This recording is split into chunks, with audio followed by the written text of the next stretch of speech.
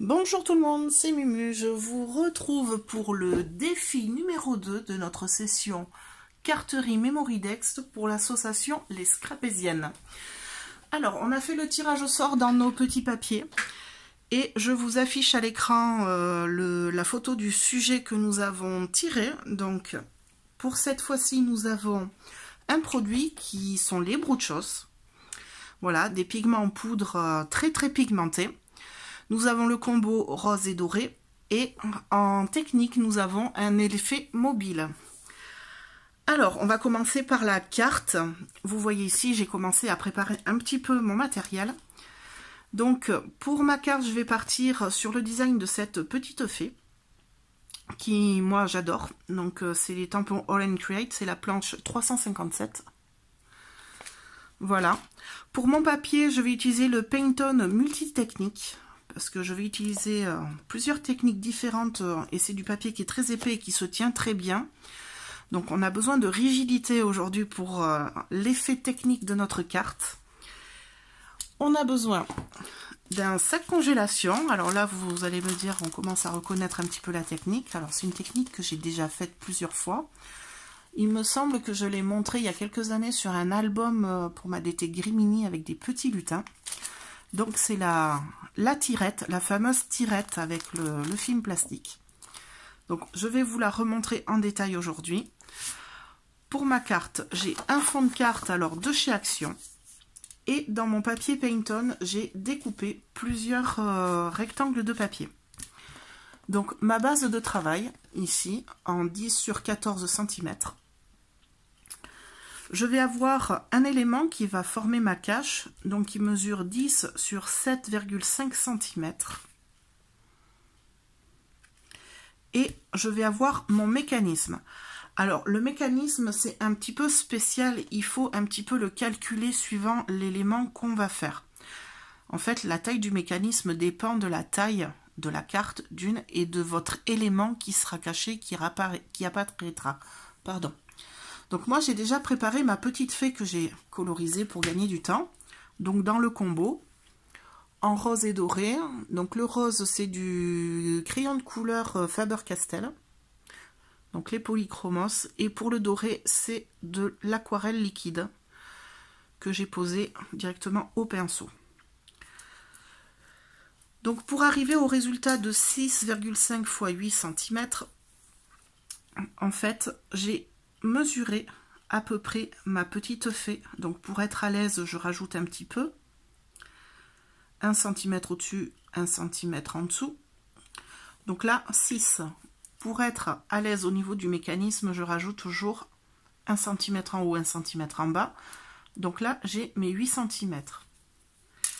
Et ensuite, il faut mesurer notre petite fée, qui mesure exactement 6 cm. Et là, je rajoute 5 mm pour être un petit peu à l'aise sur le format. Donc 6,5. Voilà comment j'ai calculé mon mécanisme qui viendra se cacher derrière ici et qui fera en sorte de faire sortir ma petite fée sur le côté. Voilà. Je vais commencer les éléments techniques, donc le mécanisme de travail. Donc je vais éloigner tout ça, je vous montrerai après la partie qui est plus rigolote sur le travail des Bruchos. Donc ici j'ai une chute de papier. Derrière ma base de travail, je suis venue me noter des repères. Donc 1 cm en haut, 1 cm en bas, qui vont être nos bases de collage. Et 0,5 de chaque côté. On va faire une espèce de U autour duquel on va enrouler une bande de papier plastique. Donc je vous remontre bien à l'écran les mesures.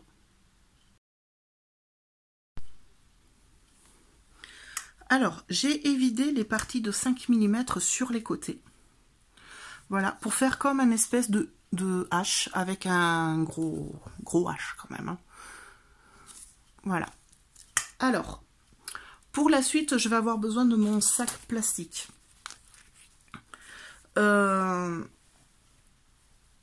Dedans, je vais découper une bande qui va venir faire tout le tour ici de mon H. Donc, je mesure la distance qu'il y a, donc 6 cm, et j'enlève 5 mm pour vraiment ne pas être gênée après par tout ce qui est double face et colle. Parce que le moindre truc ici qui colle ou qui accroche, le mécanisme ne fonctionnera pas du tout. Alors ici j'ai du sac congélation, il est un peu épais, c'est pas forcément l'idéal. Si vous avez du sac poubelle, ça marche très très bien. Voilà. Je vais prendre ma bande, donc j'ai découpé une longueur de 5 cm et demi. Je vérifie bien que j'ai de quoi la recouvrir entièrement. Et je vais prendre du double face fin. Alors ici j'ai du 3 mm. Alors le fait qu'il soit rouge et que ce soit du double face fort, c'est pas grave, hein. Le truc, c'est d'avoir une petite épaisseur de double face. Si vous n'avez pas ce genre de double face, vous prenez une grande épaisseur. Vous en collez un morceau sur du papier cuisson. Et vous découpez la largeur que vous avez besoin. Hop là, excusez-moi, j'ai dû aller gérer le facteur qui avait des colis à me remettre. Donc, on a collé notre fine bande de double face, donc je l'appuie bien pour que ça adhère très très fort. Et je vais venir fermer ma bande sur mon bout de carton. Alors, je suis toujours fâchée hein, avec les doubles faces, les papiers, c'est dingue hein, ça.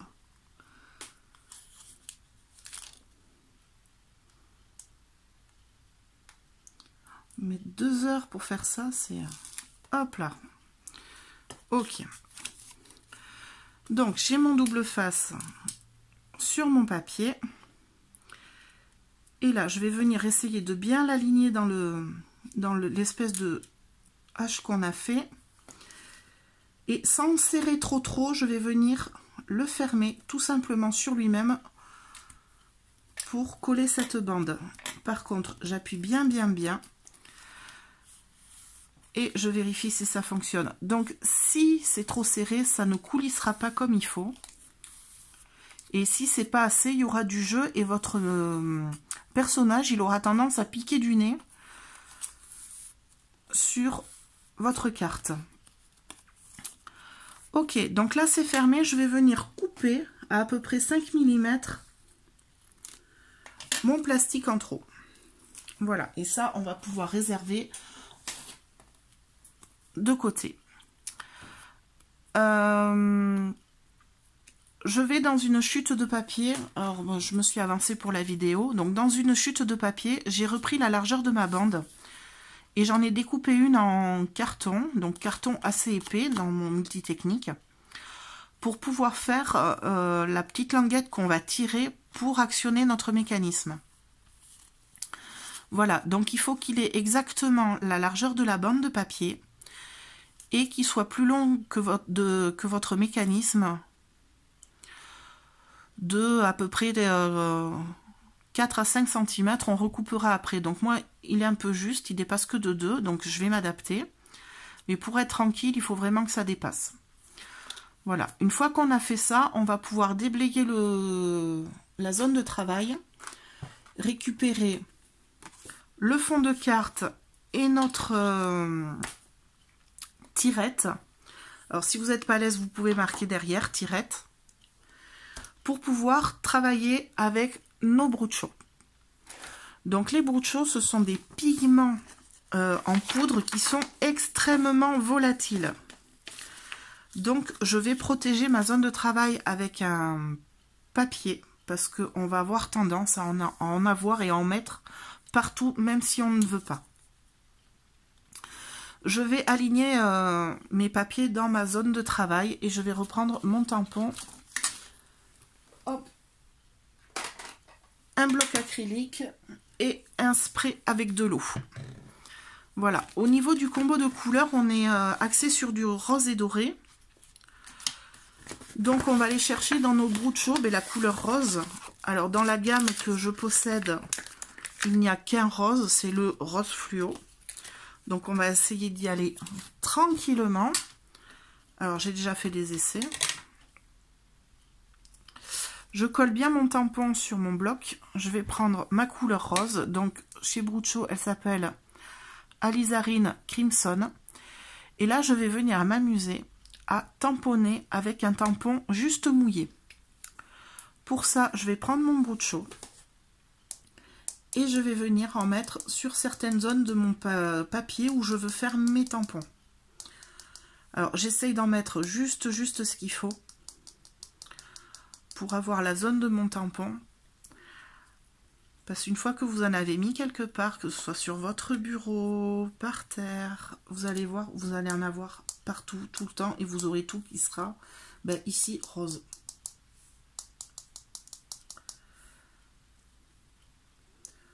Donc je pense que je vais faire 4-5 tampons, et ici aussi je vais en faire un ici et un par là. Donc je vais me prévoir à côté du papier essuie-tout. Donc on va essuyer notre tampon entre chaque tamponnage, parce que le dosage de l'eau est quand même assez important sur le broute chaud. Et là, j'ai mon tampon, j'ai mon broute chaud qui est déposé sur mes papiers. Je vais venir prendre mon spray et à 20 cm, je vais pulvériser mon tampon avec de l'eau. Alors, je m'éloigne un peu pour le faire hors caméra. Si je le fais au-dessus de mon travail, la pression et le souffle du spray peuvent m'envoyer mon broute chaud à l'opposé du bureau. Alors, je spray 2 fois, vous voyez, mon tampon est mouillé. Et là, je viens l'appliquer sur la zone où j'ai mis le broute chaud. Je compte jusqu'à 4. 1, 2, 3, 4.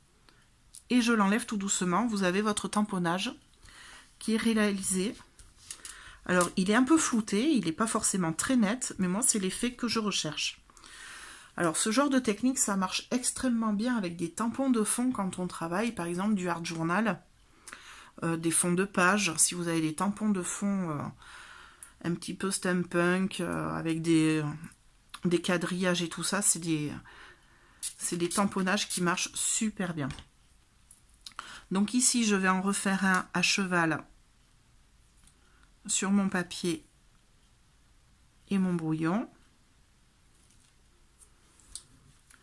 Et alors surtout après, je ne touche plus jusqu'à ce que ce soit parfaitement sec pour pouvoir enlever le trop de poudre que j'ai sur mes papiers. Si je le balaye maintenant, avec l'humidité, je vais faire des grandes traînées. Donc on laisse parfaitement sécher à l'air libre de préférence pour pouvoir passer à la suite.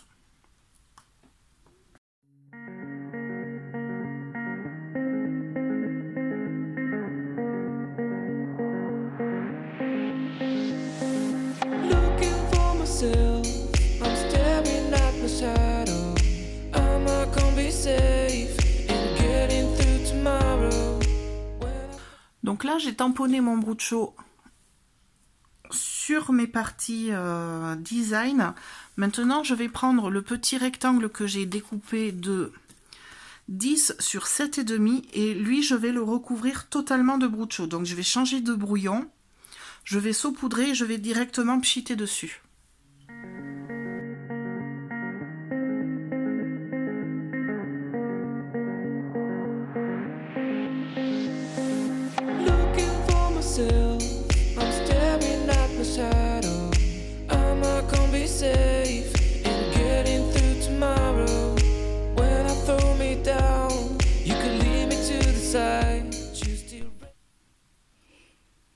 Alors, de retour avec tous mes éléments bien secs.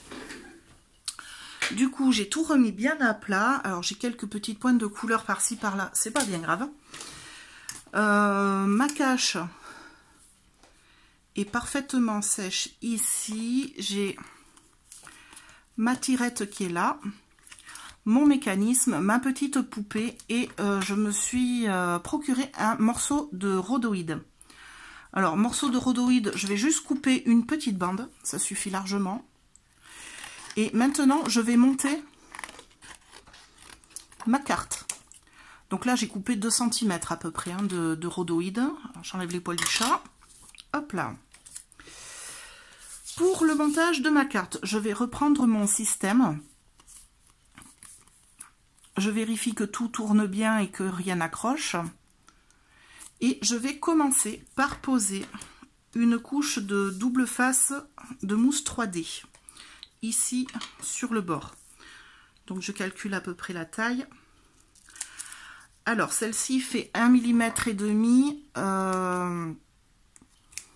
Si je la plie en deux, ça fait du 3 mm. Je pense que ce sera bien pour que rien n'accroche, sachant qu'il faut en mettre sur le dessus et sur le dessous. Ça va vous faire une épaisseur de 5 mm au total sur votre carte à peu près. Alors si vous avez des carrés de mousse 3D, vous pouvez faire directement avec les carrés. Ou si vous n'avez pas, ici, vous pouvez prendre du double face. Alors là, c'est du double face de chez Action. Vous le pliez sur lui-même en deux. Et vous le collez bien en faisant bien attention de ne pas le coller sur la bande en plastique. Si vous collez la bande de plastique sur votre double face ou si ça accroche, ben, votre mécanisme ne tournera pas bien. Alors, j'ai positionné ma mousse 3D en haut, en bas des deux côtés. Ok. Donc là, je vais venir prendre le mécanisme. Je vais venir mettre la bande de colle à gauche. Et je vais venir coller ma languette à l'envers sur la même bande de colle. Donc, je reprends mon double face fin. Je remets un trait de double face exactement au même endroit sur ma tirette, enfin, sur ma bande de plastique. Alors, je la maroufle bien. Donc, en repère, je prends la languette face à moi dans le bon sens et je vais faire un flip, hop, et je vais la coller sur ma languette tout au bout de mon mécanisme. Donc, j'enlève la protection. Je mets bien le papier, le plastique au milieu. Là. Donc, face à moi, design dans le bon sens face à moi. Je le flippe vers en haut. Hop. Et là, je le colle.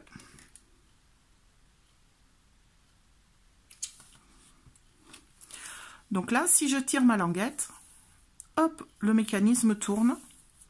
La bande de plastique se déroule. Hop. Et hop. Ici, je le remets en position fermée. Donc, je pousse la languette au maximum jusqu'à la butée. D'accord? Je vais prendre un petit bout de rhodoïde. Alors, à peu près la taille de la languette, hein, vous pouvez y aller au pif. Là, c'est... Je vais mettre un trait de colle pareil au bout du rhodoïde.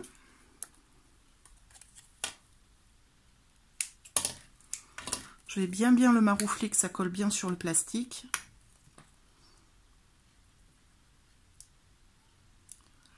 Et je vais coller ce rhodoïde contre mon côté droit. À peu près au milieu. J'essaye de viser. Et je maroufle bien. Donc là, si je reprends mon mécanisme et que je tire la tirette en tenant bien mes scotch là en bas, le rhodoïde se déroule sur le côté. Alors, je vais essayer de vous le refaire à la lumière. Là, je plie le rhodoïde et là, hop, il se déroule. Toujours fermé, je vais venir coller ma fée sur mon rhodoïde. Alors, vous pouvez vérifier à peu près les points de colle à faire. Alors, attention, elle ne doit pas toucher ni en haut ni en bas, hein, le double face. Hop là, donc moi, je prends des petits repères. Et je vais venir couper mon rhodoïde au niveau de la tête de la petite bonne femme pour pas qu'il dépasse en fait. Donc je vais prendre un bout de double face. Là, je viens le coller derrière mon personnage, ce sera plus simple.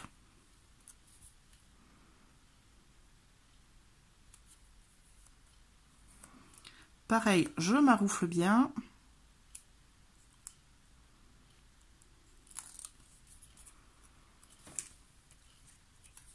Hop, et je viens coller mon personnage sur mon rhodoïde. je vais tirer mon rhodoïde.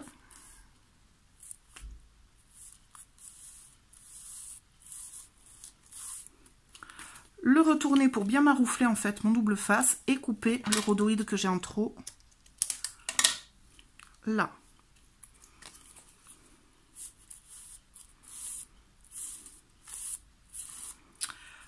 Maintenant, je vais prendre mon papier ici, le papier de la cache, et je vais venir le coller par-dessus pour cacher tout le système, ça veut dire jusque là. Donc, je vais décoller le devant, parce qu'on le colle sur le dessus. Et je vais venir, alors je vous plie les morceaux de protection des doubles faces. Je vais venir le coller à peu près au milieu en hauteur et le faire dépasser de 5 mm. Et je le fais dépasser un petit peu des deux côtés. Là, pour que tous les éléments de ma petite bonne femme soient bien cachés. Donc là, je le colle bien. Et donc, de la même façon, là, si je tire, elle apparaît directement sur le bord.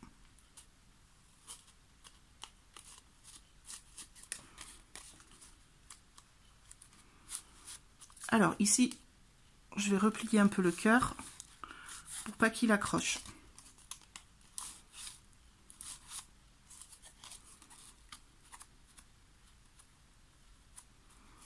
Hop, et pareil, ici, j'ai le chignon qui accroche. Et voilà.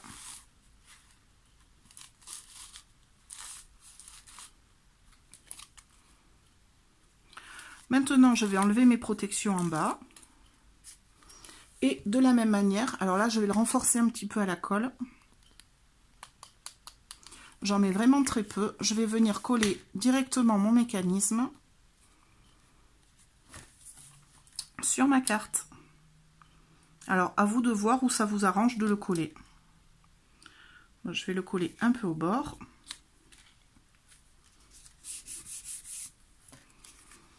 Et ici, quand je vais tirer, hop, la petite fée arrive.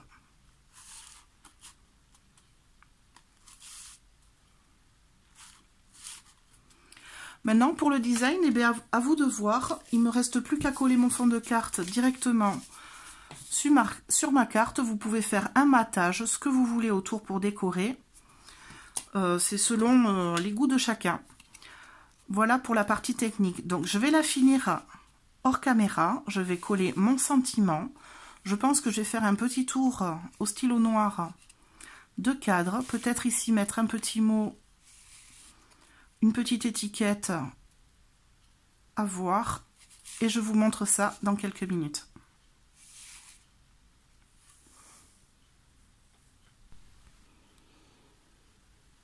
Et voilà la carte une fois finie. Donc j'ai fait une petite étiquette avec de l'embossage à chaud sur un papier noir, tout simplement. J'ai fait un petit doding carte autour, quelques taches dorées pour rappeler le combo. Et ici, quand on déroule, du coup, la petite fée apparaît avec un joyeux anniversaire sur le côté. Voilà pour cette carte interactive. Hop, à tirette. Écoutez, n'hésitez pas à partager, à liker cette vidéo si vous l'avez aimée, à vous abonner si ce n'est pas déjà fait. Et on se retrouve dans une deuxième vidéo pour la carte Memory Dex. À tout à l'heure.